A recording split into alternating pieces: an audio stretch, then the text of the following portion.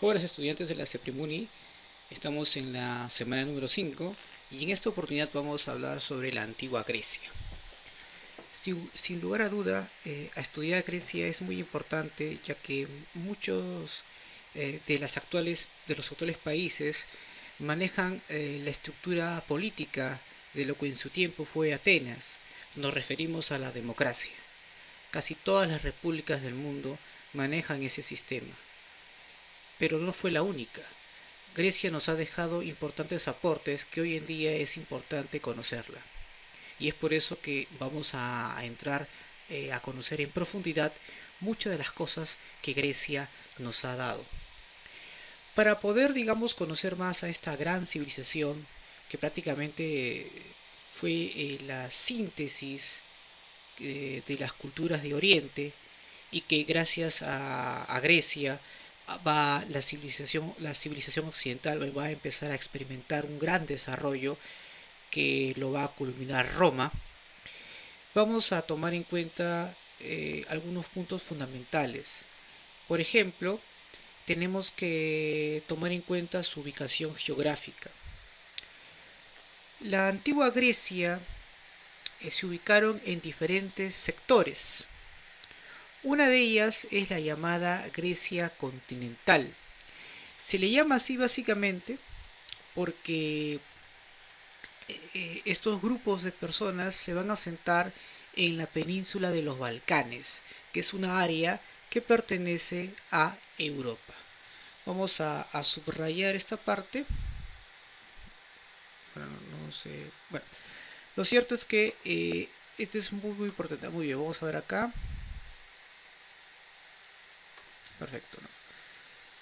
Esta zona que ustedes pueden apreciar, ¿no? Que justamente estoy aquí subrayando, es la península de los Balcanes, ¿no? Aquí se van a sentar un grupo de griegos en el cual van a asentarse y formar pues importantes ciudades a las cuales pues se les conoce como polis. Un hecho destacado que quisiera yo compartir con ustedes es que la palabra griego es un término que los romanos le van a atribuir. En realidad, estas personas o estas sociedades que se van a ubicar en diferentes lugares que estamos estudiando actualmente en estos momentos, ellos más bien se hacían llamar helenos, ¿no? Para ellos toda esta zona la conformaba la Hélade, ya que ellos se consideraban descendientes de un héroe mitológico llamado Helen, ¿no?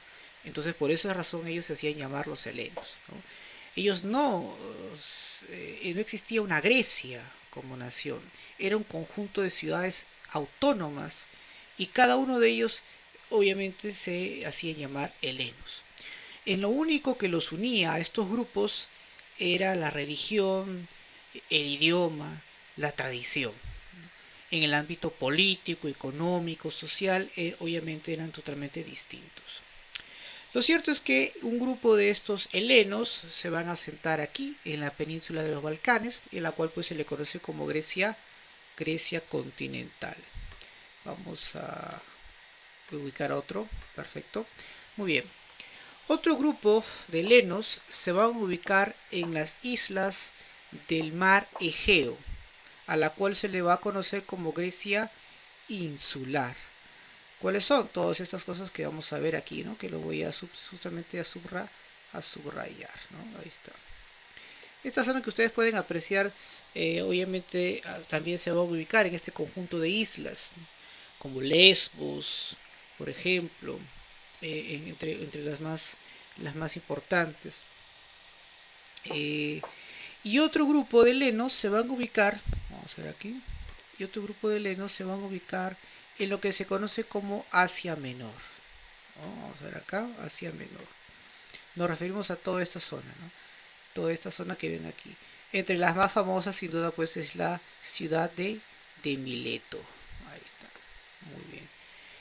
Ahora bien, otro grupo de helenos, también como parte de su expansión o migración hacia otras zonas, la vamos a ubicar en la península sur de Italia, a la cual se le va a conocer con el nombre de Magna Grecia. Este es muy importante ubicarlos, ¿no? La cual pues si nos preguntan en algún examen de emisión dónde se ubicó o se asentaron los helenos en la península sur de Italia, tú rápidamente vas a responder en la Magna Grecia. ¿De acuerdo? Entonces es muy importante conocer la ubicación geográfica, ¿no?, de los pueblos helenos. Muy bien. Este es muy importante. Otro hecho trascendental, como parte de este concepto que estamos en estos momentos resolviendo, que es la ubicación geográfica, es que sobre todo en la Grecia continental el relieve va a ser hasta cierto punto influyente en cómo se van a comportar los grupos sociales que se van a ubicar en estos lugares. Por ejemplo, en el norte, llamado Ática, si bien es cierto, tienen importantes suelos fértiles para el cultivo, ellos más bien por su ubicación misma van a aprovechar mejor el mar, ¿no? Nos referimos al mar Egeo, por el cual esta sociedad se va a dedicar principalmente al comercio marítimo. En cambio, más al sur, llamada pues el Peloponeso, eh, más bien por los grandes campos o extensiones territoriales que van a tener valles productivos, se van a dedicar principalmente a la agricultura. Pero obviamente su propia ubicación geográfica estratégicamente se ve muy, eh, por así decirlo, en peligro a sufrir otros tipos de invasiones. Por esa razón, esta sociedad, a diferencia de otras ciudades griegas, se van a convertir en una sociedad militarizada. Nos estamos refiriendo básicamente a los espartanos, ¿no?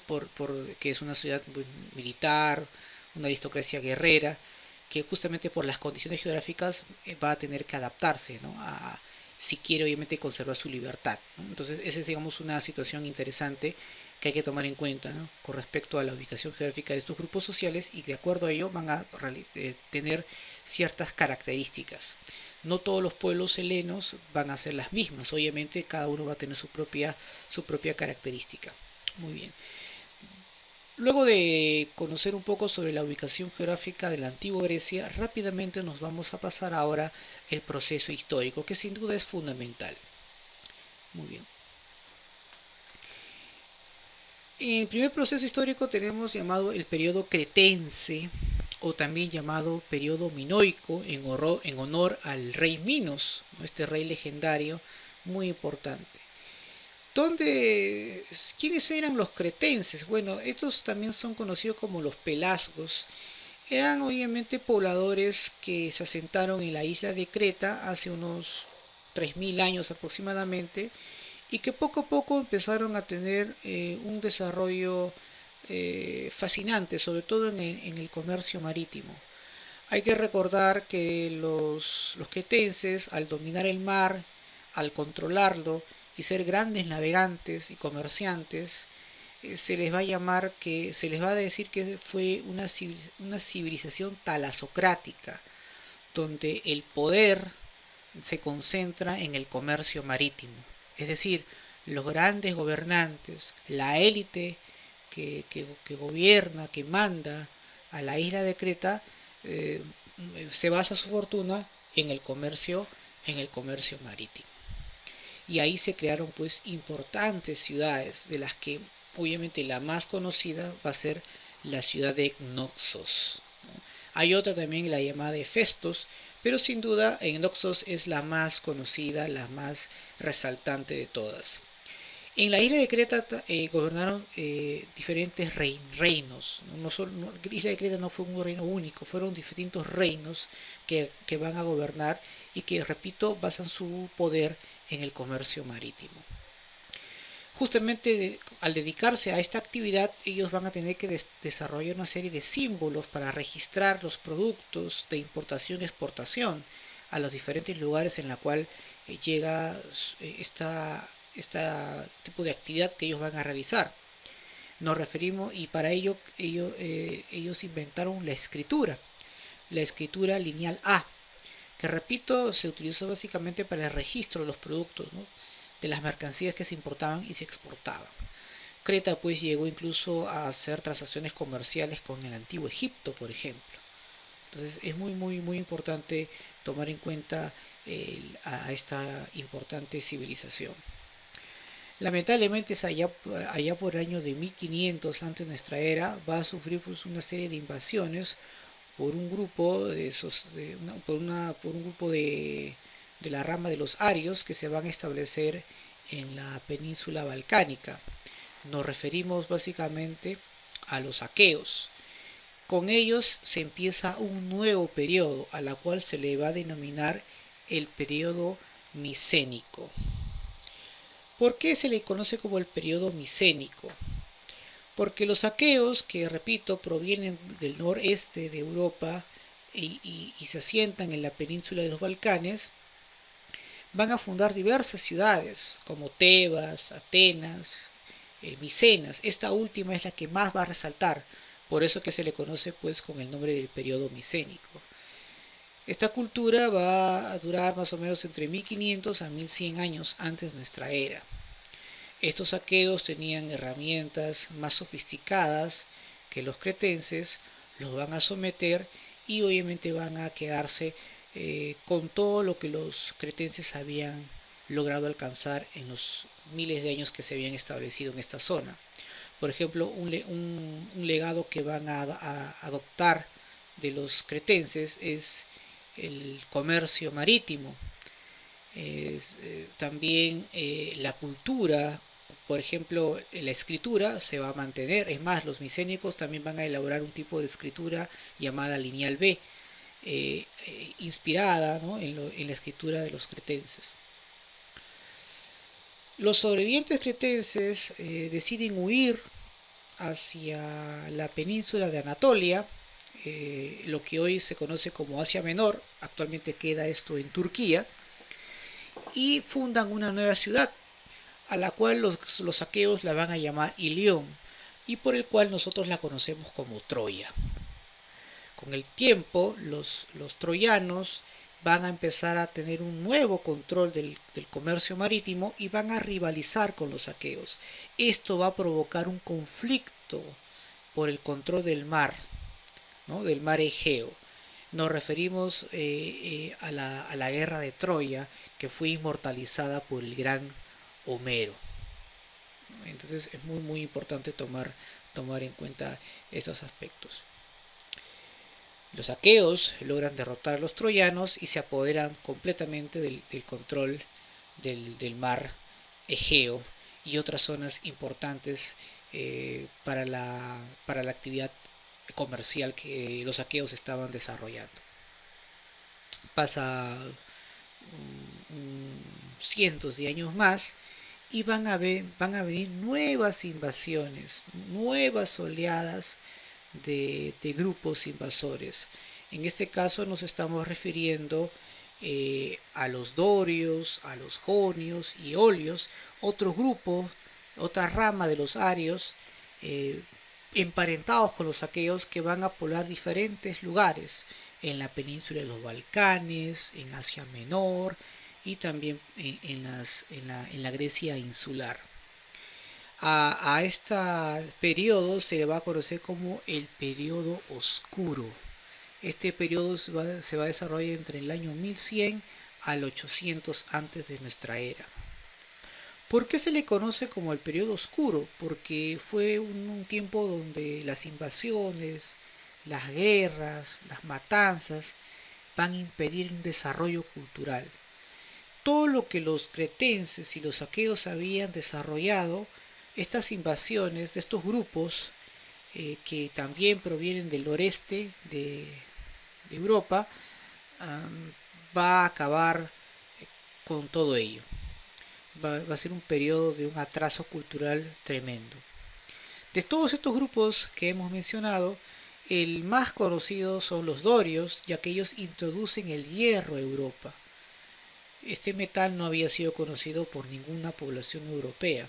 Son los dorios las que introducen el hierro a Europa, y gracias a este metal pudieron conquistar rápidamente todo este territorio.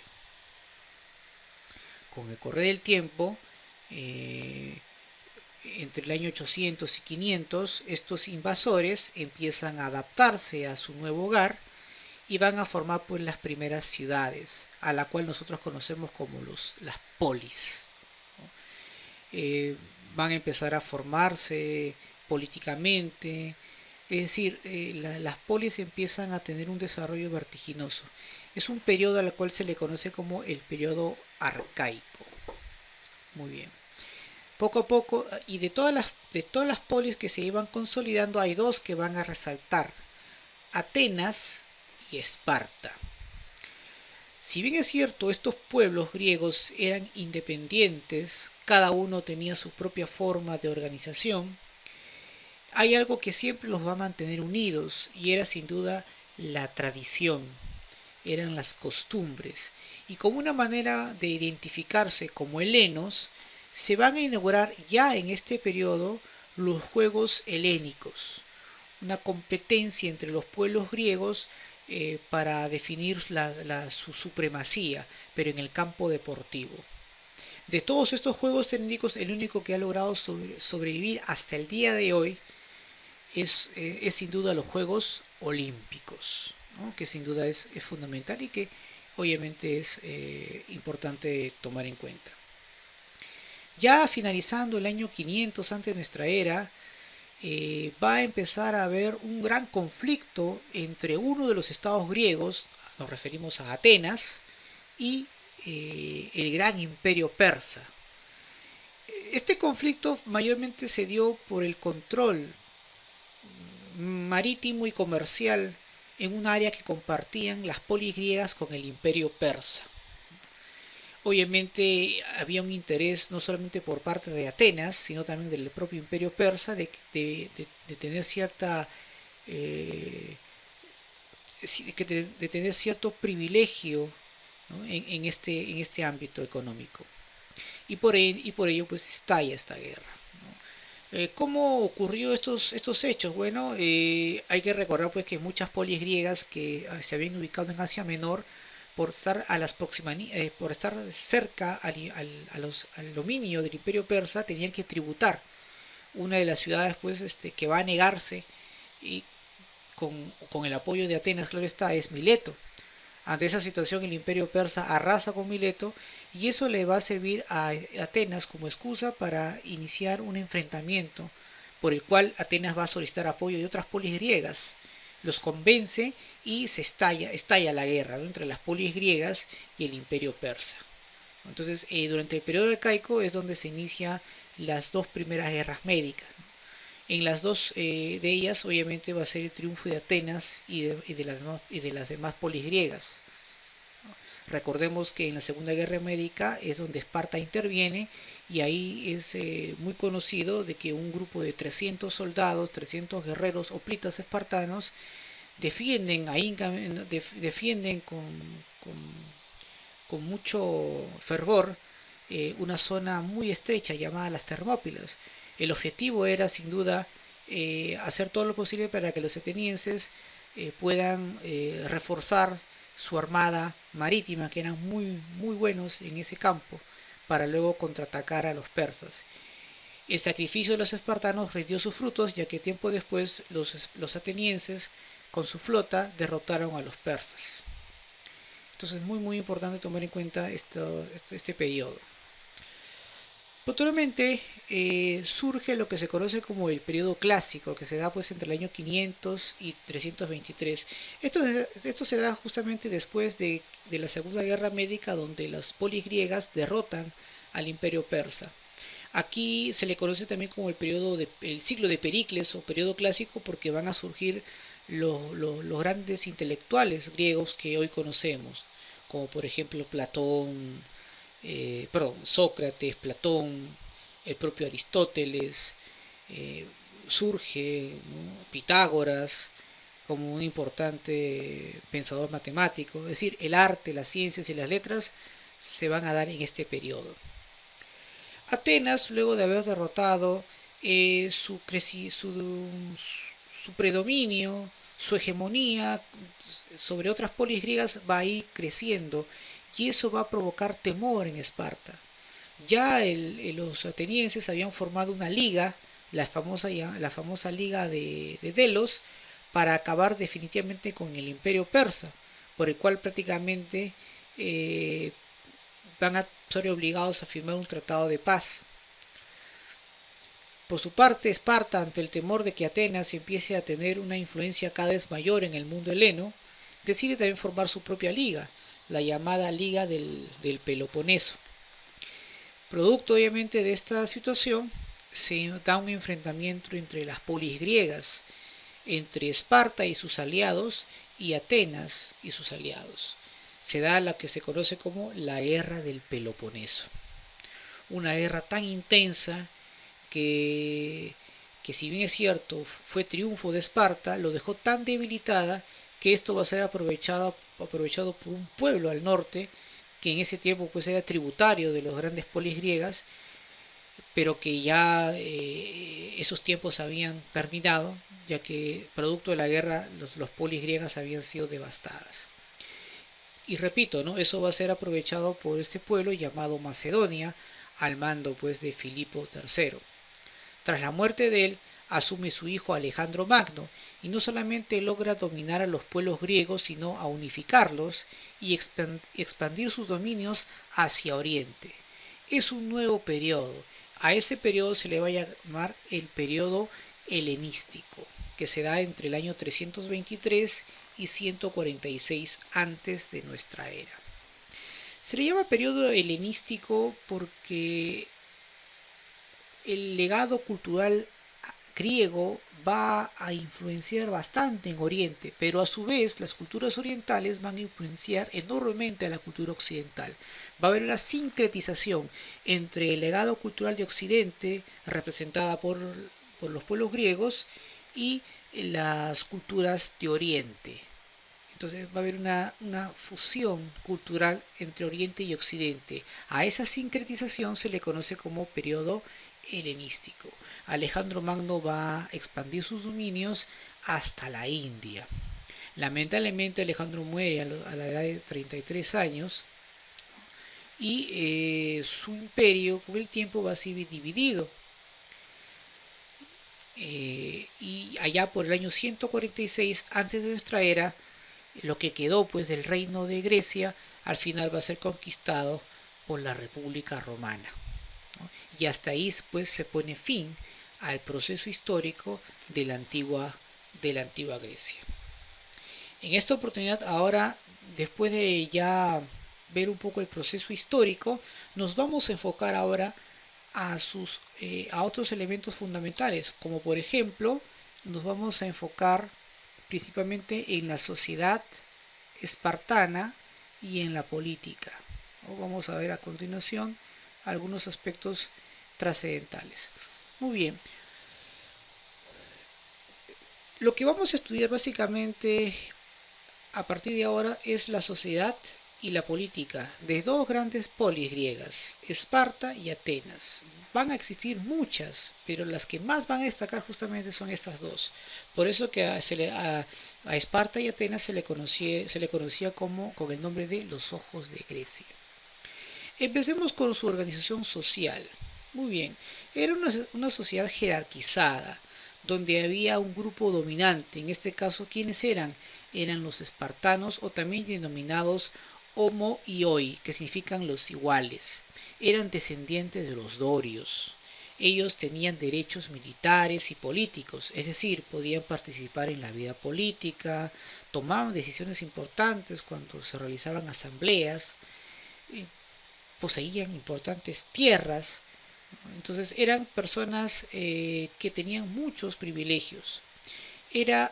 La sociedad era una aristocracia militarizada, donde el Estado era dueño de estas tierras que las repartía para que puedan ser producidas.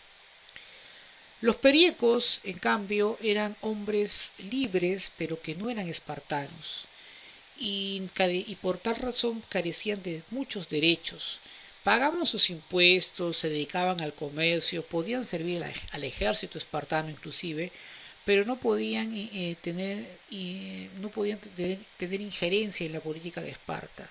No podían adquirir cargos públicos, no podían casarse con espartanos, es decir, eran hombres que tenían una serie de limitaciones. Y por último tenemos a los hilotas, que eran los esclavos del Estado espartano. Ellos carecían de cualquier tipo, todo tipo de derecho. Ahora, es algo importante destacar que, si bien es cierto, en la antigua Esparta había una esclavitud, es una esclavitud pues que no tiene nada que ver con el esclavismo clásico, que lo vamos a ver en Atenas o en Roma, donde el esclavo era considerado una mercancía y que además se le compraba y se le vendía. El esclavo aquí más bien trabajaba en el campo agrícola y pertenecía al Estado espartano. No se le compraba ni se le vendía.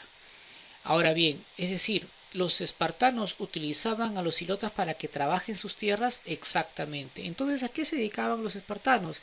A la vida militar, que ya mencionaremos más adelante. En el plano político, sin lugar a duda, es importante destacar los reyes, ¿no? Que eran dos reyes, uno militar y otro religioso, se manejaba una diarquía. Pero estos reyes hay que tomar en cuenta no con el concepto de la época de las grandes monarquías absolutistas de Europa del siglo XIV, XV o XVI. Eran reyes que tenían sus limitaciones, ¿no? Eran obviamente personas que se dedicaban a los asuntos políticos o religiosos, pero que habían instituciones que estaban por encima de los reyes, como por ejemplo la Jerusia, que era una especie de parlamento conformada por 25 miembros, ¿no? Hombres de mayor edad, ancianos, que básicamente se dedicaban a la legislatura, es decir, ellos preparaban las leyes. También tenían otro tipo de atribuciones, como por ejemplo ellos elegían a los éforos, también ellos decidían quiénes iban a conformar el Tribunal de Justicia. Ellos también se dedicaban a asuntos internos o a la política externa, ¿no? Del Estado espartano. Entonces eran obviamente personajes muy importantes dentro del ámbito político en Esparta. Los éforos por su parte, ¿no? Eran una especie de poder ejecutivo, es decir, ellos aplicaban las órdenes de la Jerusia y estaban conformados por 5 magistrados, por 5 obviamente personajes de leyes, en la cual tenían diversas funciones, como por ejemplo fiscalizar a los reyes. Ellos podían incluso imponer multas, ¿no? Declaraban la guerra y firmaban la paz, por ejemplo. Eso es fundamental tomar en cuenta. Y estos éforos pues juzgaban incluso o sea, fiscalizaban y juzgaban a los reyes. Este es muy importante tomar en cuenta. La Pella era la asamblea popular conformada por todos los ciudadanos espartanos mayores de 30 años y tenían decisiones importantes. Es decir, lo que la Jerusia obviamente proponía, la Pella era la encargada de aceptar o no ese tipo de normas que la Jerusia había eh, realizado, ¿no? Entonces es muy importante tomar en cuenta estos aspectos. Ahora, el gran reformador político de la antigua Esparta o de la sociedad espartana es sin duda Licurgo, ¿de acuerdo? Entonces no nos olvidemos de este importante personaje.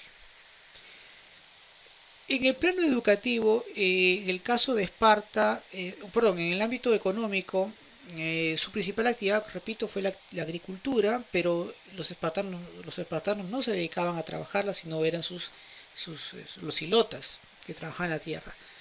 La propiedad estatal de las tierras era obviamente del Estado militarista espartano, eso es también importante resaltar, por el cual se dice que fue un modo de producción estatal, o perdón, un modo de producción esclavista estatal, donde los esclavos no pertenecen a personas particulares, sino al Estado en sí. En el ámbito de la educación, a diferencia de los atenienses, no se dedicaron mucho al tema cultural. Más bien la finalidad del Estado espartano era formar guerreros, a la cual se le llamaban hoplitas. ¿De acuerdo? Eso es muy importante tomar en cuenta. Ahora, la educación, repito, en sí, en el tema administrativo y político, estaba a cargo pues de las altas esferas del poder, ¿no? De las clases dominantes. Ahora bien, la élite espartana consideraba que lo mejor para la sociedad era formar guerreros profesionales. Y qué mejor en tenerlos desde a muy temprana edad. Entonces, los gerontes, que eran funcionarios del gobierno espartano, van a las casas de las madres y examinan a los bebés recién nacidos, a los bebés recién nacidos en este caso hombres o niños, ¿no? Y si encontraban algún defecto físico eran arrojados al abismo. Por ejemplo, se cuenta de que muchos de estos niños que sufrían malformaciones congénitas eran aventados al monte Taigeto, que era una de las montañas más grandes que tenía Esparta. Los que estaban sanos, los gerontes les devolvían a sus madres, pero después de 7 años estos mismos gerontes regresaban, esta vez para llevárselos, para llevarlos, en este caso definitivamente. Estos niños de 7 a 8 años eran entrenados en los famosos gimnasios, donde eran educados básicamente en el arte de la guerra. Entonces es muy muy importante tomar en cuenta la educación en la antigua Esparta, ¿no? A diferencia de Atenas, no se preocupan tanto en letras, matemáticas, artes, ciencias, sino bien en la vida militar. Muy bien. Vamos ahora a ver, sin más preámbulos, Atenas, ¿no? Vamos a ver Atenas. Muy bien. El caso de Atenas es muy distinto a Esparta, ¿no? En algunos aspectos, claro está, pero en otros sí coinciden. Por ejemplo, a la cabeza están los eupátridas, los ciudadanos atenienses, descendientes de los jonios, en la cual pues poseían una serie de privilegios. Podían tener tierras, comprarlas, venderlas, podían adquirir esclavos, eh, participaban en la vida política de Atenas. Aquí ya se estaba practicando la democracia. En cambio, los metecos eran hombres libres que no eran atenienses y carecían de todo tipo de libertad, de todo tipo de privilegio. Ellos se dedicaban pues, a diferentes ámbitos, al comercio, a la artesanía, pagaban sus impuestos como todo ciudadano, pero que obviamente no eran parte de la sociedad ateniense. Y por último tenemos a sus esclavos, los doulios, ¿no? Realizaban obviamente trabajos en las minas, se dedicaban a la agricultura o a trabajos menores. Muchos de ellos obviamente eran comprados y vendidos porque en Atenas sí era permitido la compra y venta de esclavos. ¿De acuerdo? Entonces es muy muy importante destacar en ese aspecto. En el ámbito político podemos decir pues, que está conformada por los arcontes, que es una especie de gobierno o de poder ejecutivo que se dedicaba pues al el culto religioso y a los asuntos administrativos del gobierno. La Bule era un conjunto de ancianos que formaban una gran asamblea, un gran consejo, perdón, de más de 300 personas, donde preparaban las leyes, se dedicaban a la política interior y exterior de Atenas, y obviamente era algo importante tomar en cuenta, ¿no? También se dedicaba pues en el ámbito financiero y de justicia. Eh, el aerópago y el tribunal de los Eliastas eran tribunales de justicia, ¿no? Ellos se encargaban de sentenciar asuntos civiles y penales respectivamente. Y por último tenemos a la Eclesia, que era la asamblea popular conformada por todos los ciudadanos espartanos, por los eupátridas, descendientes de los jonios, en la cual tenían derecho al voto. Es más, si la Bulé preparaba un proyecto y la asamblea consideraban que no era prudente, simplemente no se aplicaba. Ese era el poder que tenía la asamblea popular, o también llamada la Eclesia. ¿De acuerdo? La Eclesia. Muy bien. Vamos a continuar. Está. Justo quería mencionar aquí la designación de cada una de ellas. Eso es fundamental tomar en cuenta. Muy bien. Vamos a ver acá. En cuanto a esa economía y educación también fue muy distinta a la antigua Esparta. Por ejemplo, en el ámbito económico, su principal actividad fue el comercio marítimo por la ubicación geográfica justamente que había mencionado. Me había olvidado anteriormente, jóvenes, en el ámbito de la política en Atenas se debe a dos grandes legisladores, a Solón y a Clístenes, el que promovió la democracia, ya que Atenas no siempre tuvo ese régimen de gobierno, hubieron otros tipos, ¿no? Como la timocracia, la tiranía, por ejemplo. Muy bien, ahora sí nos enfocamos en la economía y educación de Atenas. Muy bien, su principal actividad, repito, fue comercio marítimo, por ello tenían grandes embarcaciones, había una propiedad privada de las tierras, es decir, las personas pudientes, las poderosas, podían obviamente adquirir tierras y esclavos de manera indiscriminada. ¿No? Por eso que Solon va a tener que hacer una reforma en ese aspecto, ya que las élites cada vez empezaban a tener más tierras, por el cual aquellos que no la poseían tenían que desplazarse a otros lugares, permitiendo o obligándolos a migrar a otros sitios. Acá se habla pues de un modo de producción esclavista particularizada, ¿no? Es decir, donde los esclavos son considerados mercancías donde se compra y se vende a sus respectivos amos. La educación Esparta, perdón, la educación en Atenas sí fue integral, ¿no? Es decir, no solamente se preocuparon en la formación física, sino también en el intelecto. Ellos son los inventores de la pedagogía, ¿no? Que es el arte de enseñar. Los jóvenes pues eran adistrados en los gimnasios, en los liceos o academias para cultivar el conocimiento que había alrededor de ellos. Y estaba dirigida obviamente para los sectores dominantes, ¿no? Es decir, solamente la élite ateniense podía eh, tener esos privilegios de recibir una educación de estos estándares muy pero muy importantes. Muy bien, perfecto. Muy bien, chicos. Bueno, hasta aquí el tema de la antigua Grecia. Espero que haya sido de su agrado. Les saluda el profesor Leiner Cárdenas en Ciencias Sociales y esperemos encontrarnos en una próxima oportunidad. Un saludo en especial a todos los chicos de la CEPREMUNI, de la Academia Municipal de Arte y Vitarte, y gracias por su atención, chicos.